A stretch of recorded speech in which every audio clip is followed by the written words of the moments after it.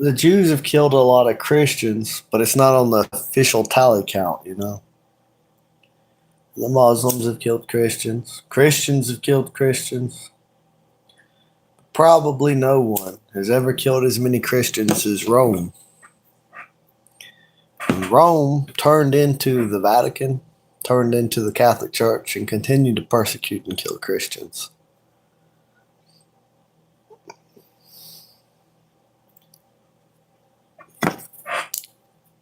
Remember when I was talking about sort of like a wizard class coming up out of the ground after a reset, you know? Sort of what happened. You know, the deck of cards, each card has, you've got clubs for the working class. You've got the spear or the spade for the military class. You've got the heart for the church and the diamond for the merchant class. And I said those out of order. But sometimes those classes, they transition from one to the other. They start off as the peasant class and move into the military class. Maybe they move into the merchant class or the church. And sometimes civilizations, not just individuals, but civilizations or groups of people or institutions pass through those phases. They start off as one thing and wind up as something else. An empire becomes a bank, or an empire becomes a church. America's army has become Israel's army. America's bank has become Rothschild has the American bank.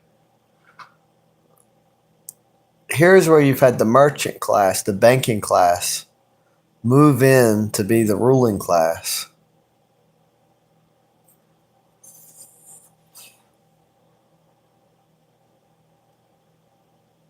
It's not really that, it's not that black and white,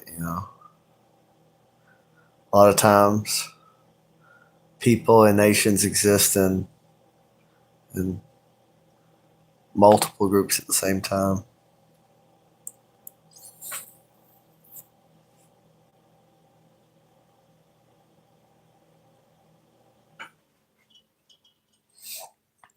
Does anyone else find it alarming that almost all politicians and CEOs are Jews or members of APEC?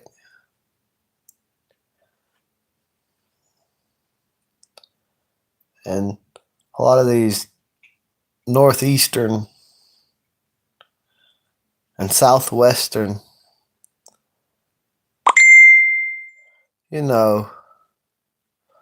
LA and New York, who controls those cities and what political power they have in the union and how they're always pulling us towards degeneracy. They're always pulling us towards financial insolvency.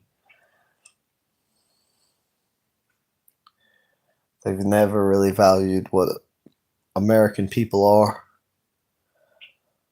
They're not of the class that come in and settled the country. After we got everything all nice and cozy, then the banking class come in.